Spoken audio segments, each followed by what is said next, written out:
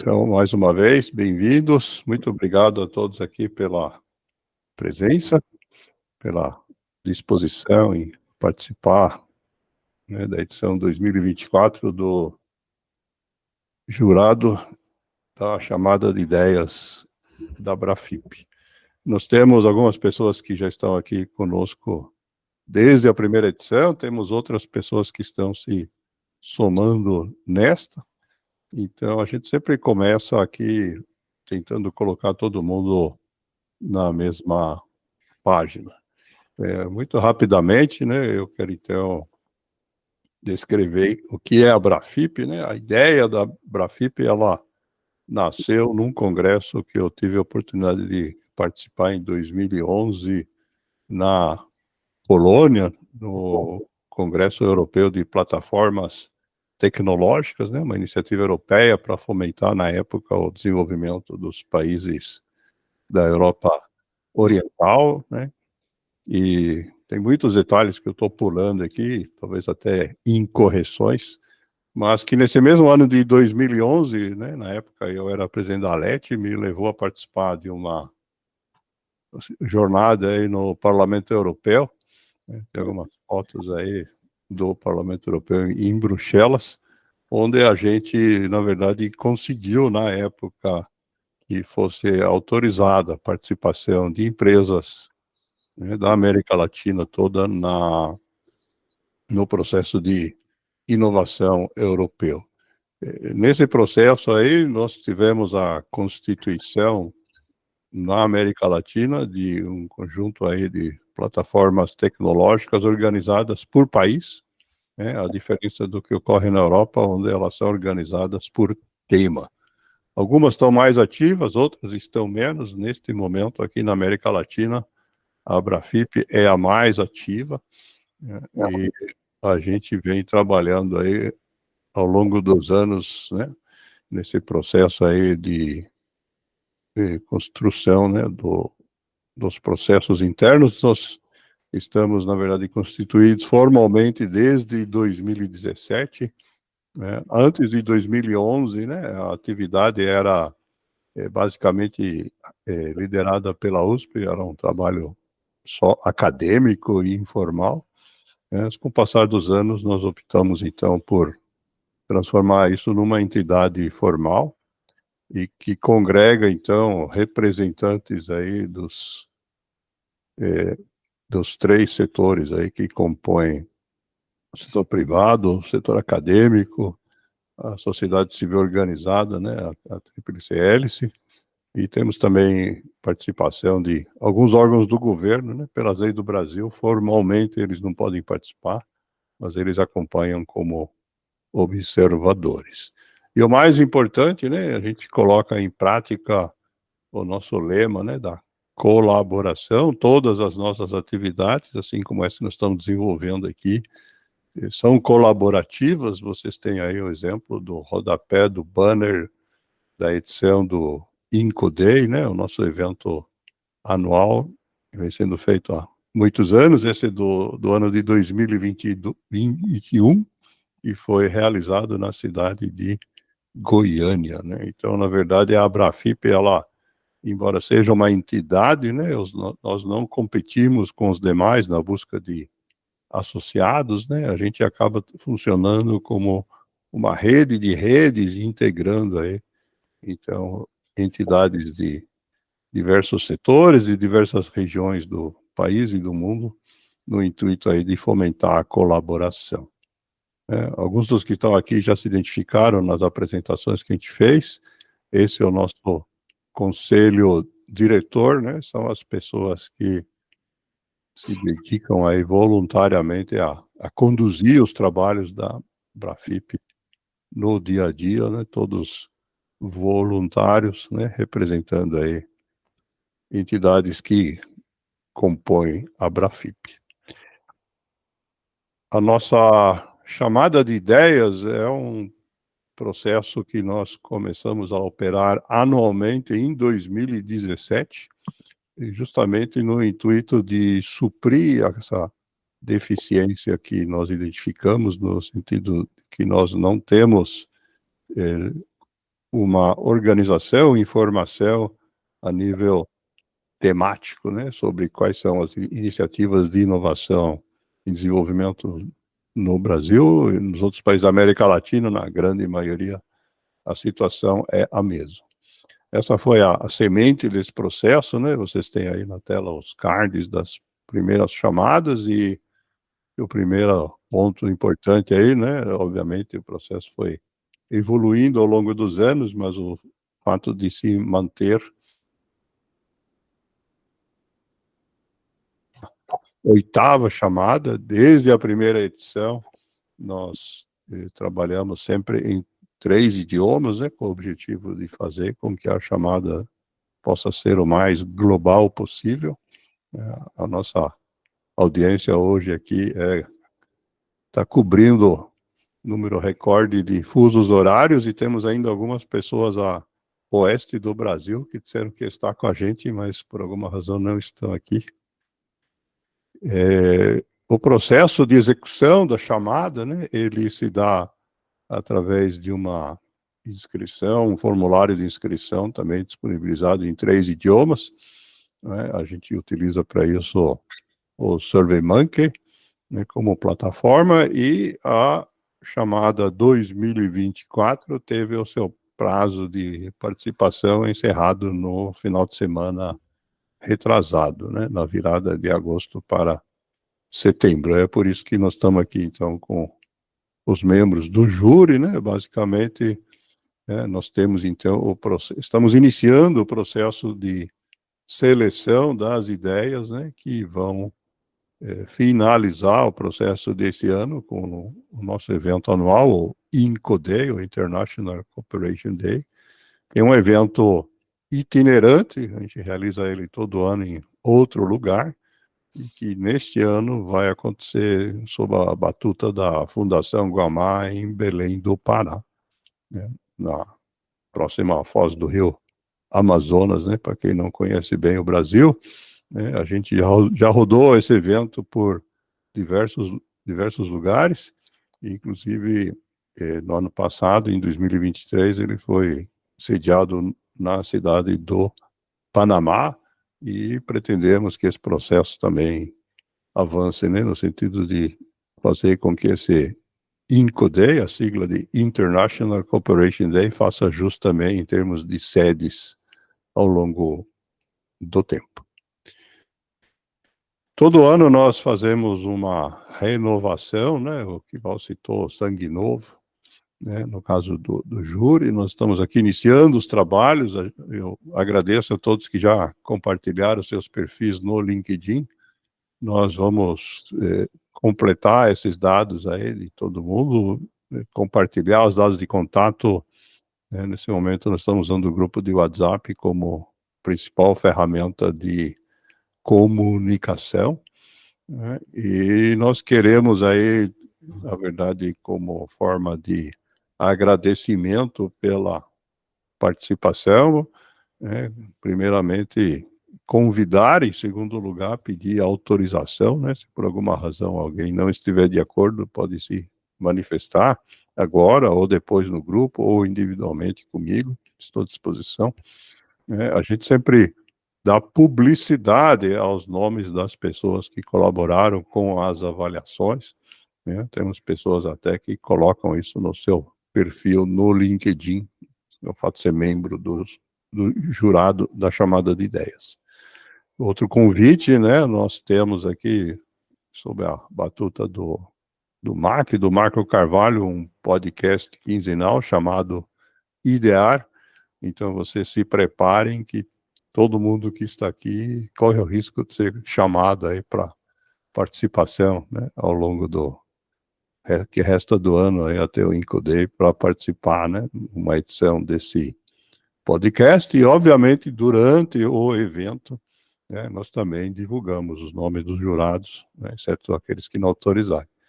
Lembrando, esse evento, ele sempre tem sede em um determinado lugar, mas é um evento que desde a primeira edição, muito antes da pandemia, ele já era híbrido, né, e nós contamos aí com uma participação, obviamente, local, presencial, alguns convidados de fora, mas temos sempre um número grande aí de participantes no mundo virtual, né? Varia o número de participantes, sempre oscilou aí entre 300, 400, no caso dos menores, chegamos a ter até 2.000 participantes em alguma edição aí durante a pandemia no mundo virtual. Neste momento, então, na verdade, nós temos que a submissão das ideias já foi encerrada, certo?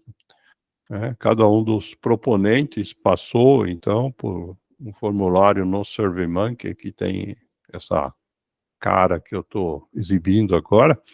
A gente tem esse formulário em 7 páginas. Aqui tem um exemplo, né, de um formulário já preenchido, né? Cada uma das perguntas, né, que a gente faz vai para a base de dados do SurveyMonkey, né? E nós temos, então, como resultado disso, né, uma descrição bastante detalhada, né, de cada uma das submissões, e que nós vamos fornecer aí, então, a cada um dos jurados para que façam as suas avaliações, né? Exatamente esse processo, né, que é o coração aqui dos nossos combinados hoje. Então, o que nós estamos fazendo, né, dividir, como nós fizemos no ano passado também, quem participou, o mesmo processo, né? Cada submissão nós estamos convertendo num arquivo PDF individual, onde tem a descrição de todas as informações, né, que o proponente nos colocou. Se vocês quiserem ver os formulários, né, não viram ainda quais são as perguntas que a gente faz, no site da Abrafip é possível fazer o download do questionário em formato PDF. Seria o questionário sem as respostas, né? E o que nós vamos distribuir, esses arquivos contém pergunta, resposta, do começo ao final, né? Cada uma das perguntas contém informação para facilitar justamente, então, esse trabalho de avaliação das ideias que nós estamos iniciando aqui. De fato, a avaliação das ideias, né, ela ocorre em 2 fases, né, e o nosso júri aqui, esse trabalho que está iniciando agora, é a primeira fase. Nós, como resultado, né, desses trabalhos, vamos então selecionar os melhores trabalhos, as melhores ideias, as melhores submissões que vão para apresentação no evento, no Incoday.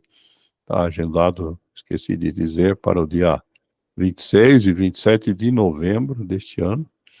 E a gente tem, durante o evento, também a participação do público, né, como forma de participação, mas as notas dos jurados, né, elas também pesam, né, elas entram com peso de 2/3 na nota final da classificação dos projetos. Além disso, nós temos uma parceria já de alguns quantos anos com a Sociedade Brasileira de Computação, né, que reúne os cientistas de computação do Brasil, e eles têm um concurso, né, chamado Selo Inovação, né, feito no mundo acadêmico.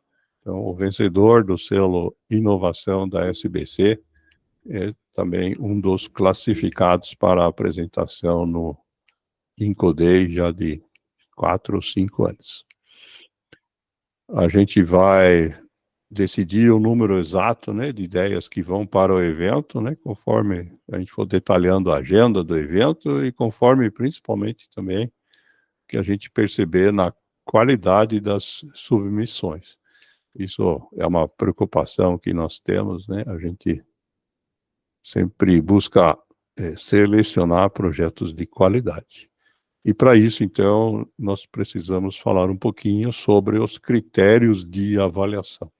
Essa é uma preocupação nossa de longa data, né? Quando a gente envolve tantas pessoas para fazer a avaliação, nós temos que ter critérios que possam ser aplicados de forma o mais imparcial possível, né? E que não derivem de interpretações. Nossa metodologia, então, ela já vem sendo usada sem modificações nos últimos 4 anos, e ela é baseada numa avaliação, numa ideia simples, né? É uma escala de Likert com 7 níveis. Basicamente, o que nós fazemos é estabelecer 3 descrições textuais para cada um dos critérios, já vamos mostrar quais são, e nessa descrição, então, nós definimos o que para cada critério significa uma representatividade alta, uma média e uma baixa, né? Essas 3 definições, a gente coloca notas, né, 1, 3 e 5, e aí, então, deixamos os números pares, né, que rodeiam ou intermediam esses 3 valores para os casos excepcionais. Então, por exemplo, a nota 0 é quando a gente não tem nenhuma informação na submissão a respeito, né, de como que esse projeto, essa ideia, atende ou não ao critério estabelecido, né? 6, se for algo extraordinário, né, que a gente classifica como superior ao que nos definimos como alto, e deixamos as notas 2 e 4 aí para situações intermediárias, né, um pouco mais alto que a média, mas sem ser alto, ou um pouco mais baixo, sem ser baixo, né. Então, todos os critérios de avaliação estão listados aqui, tem uma definição detalhada, né, o que significa o alto, médio e baixo, nota 1, 3 e 5, e nós temos para cada um desses critérios um detalhamento, né? Esse detalhamento nós tornamos público, né? Todo ano nós fazemos webinars, este ano fizemos em português e em inglês, para que os participantes da chamada saibam de antemão como que eles vão ser avaliados. E nós tivemos um dos podcasts da série IDEAR, né, este ano, o link está na tela, onde nós dedicamos aí quase 1 hora a explicar e detalhar cada um desses critérios, no intuito aí de auxiliar os participantes. Aqui nós vamos nos limitar hoje simplesmente a mostrar essas definições, e quem não tiver ainda 100% informado, eu recomendo que assista, né, mesmo que em velocidade alta, ao podcast onde nós detalhamos, né, lá não tem só a definição, como nós temos aqui, mas tem também o racional que está por trás, né, da escolha de cada uma dessas definições.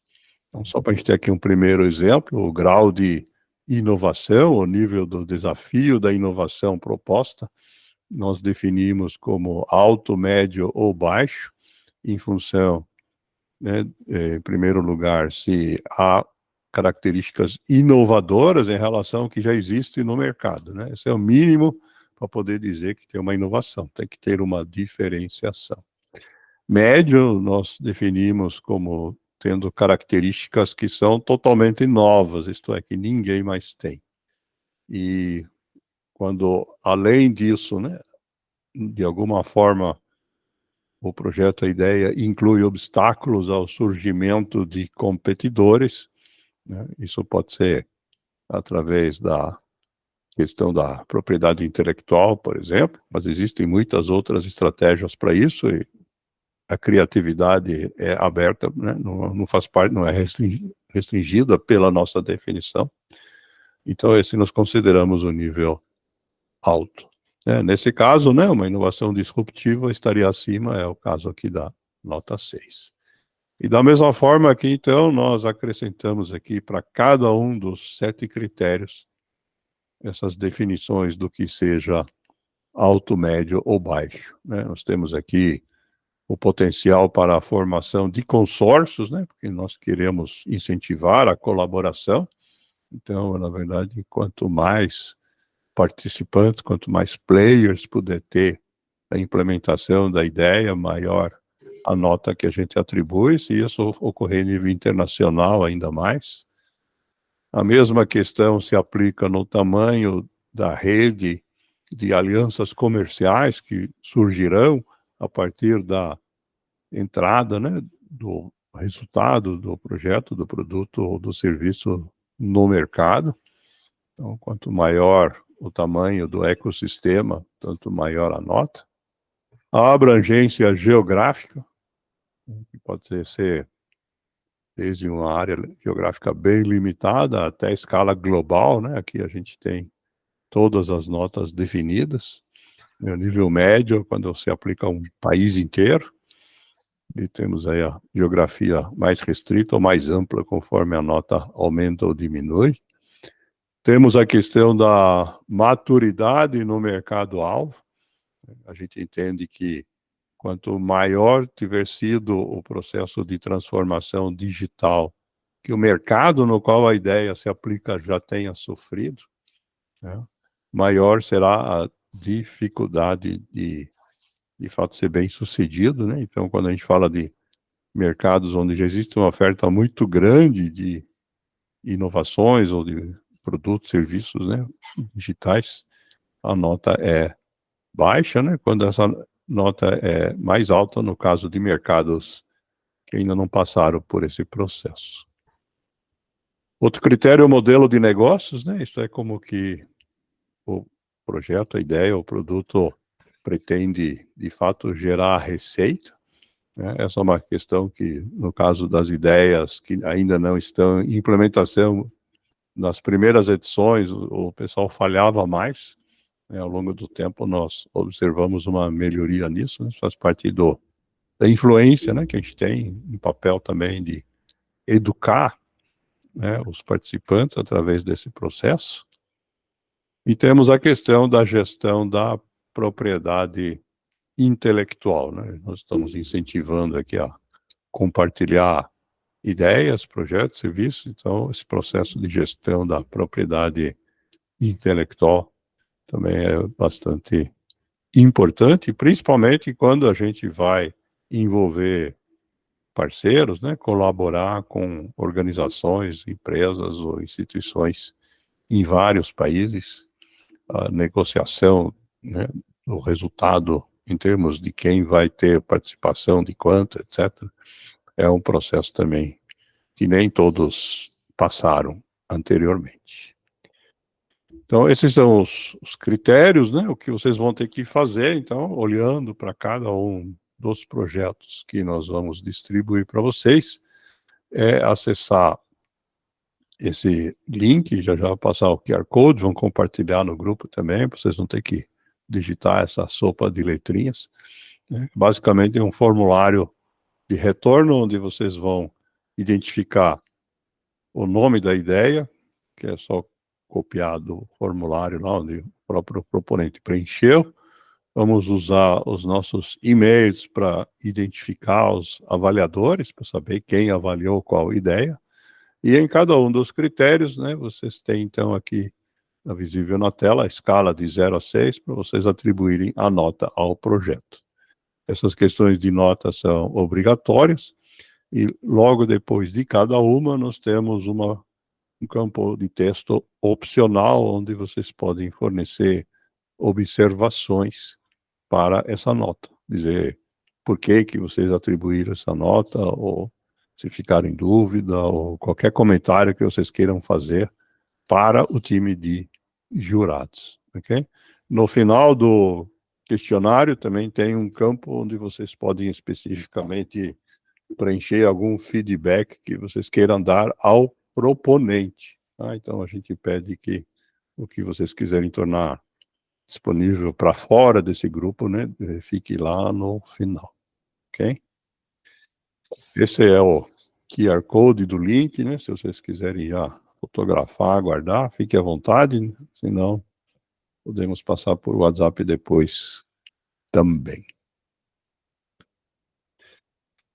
Então, basicamente, para poder entrar nos trabalhos, né, o que nós temos que fazer agora é a distribuição das avaliações, né? De fato, né, a gente tem ainda pessoas chegando, né, então é por essa razão, né, que nós não completamos esse processo, estamos trabalhando nisso com quem já confirmou.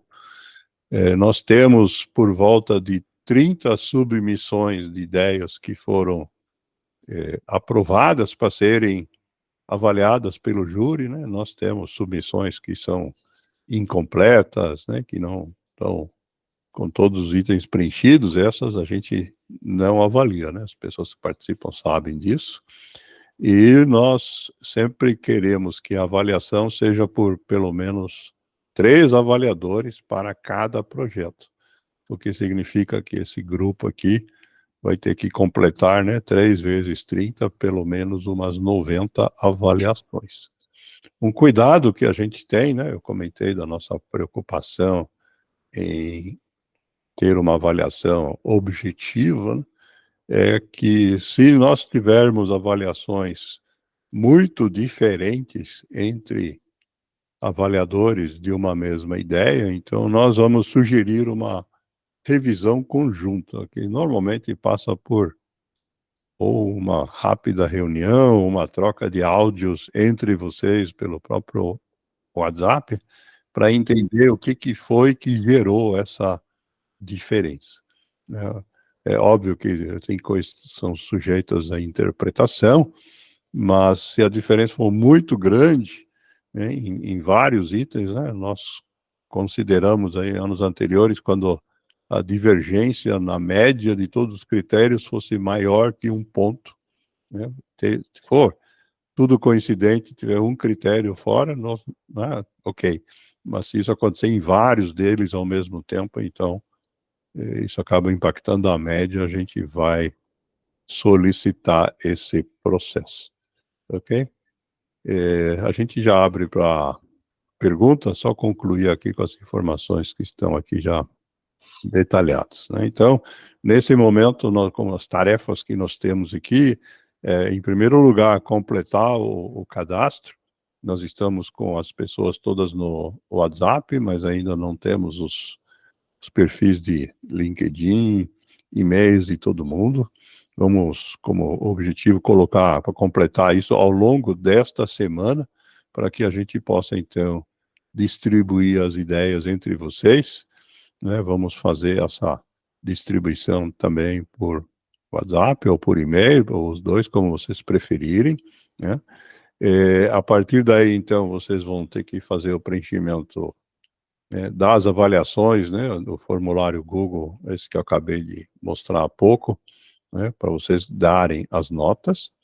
E aí, se for necessário, né, ao longo dos trabalhos, em alguns anos aconteceu, né, porque ou teve muitas dúvidas, ou gente que chegou depois, né, fazer um trabalho, uma reunião adicional para a gente avaliar o andamento, né, basicamente nós vamos noticiando pelo próprio grupo, né, quantos preenchimentos já tivemos do formulário, né, para que vocês saibam, o ritmo dos trabalhos, e nós precisamos, né, que esse trabalho de avaliação conclua até o final deste mês, né, porque o evento é em novembro e nós temos aí ainda várias etapas a vencer com os classificados, né. O Mark comentou, né, que cada um dos classificados recebe um processo de mentoria, né, na preparação para a participação no evento, isso leva algum tempo, e obviamente nós também não podemos avisar as pessoas que vão participar de um evento na véspera ou na antevéspera, né, principalmente aquelas pessoas que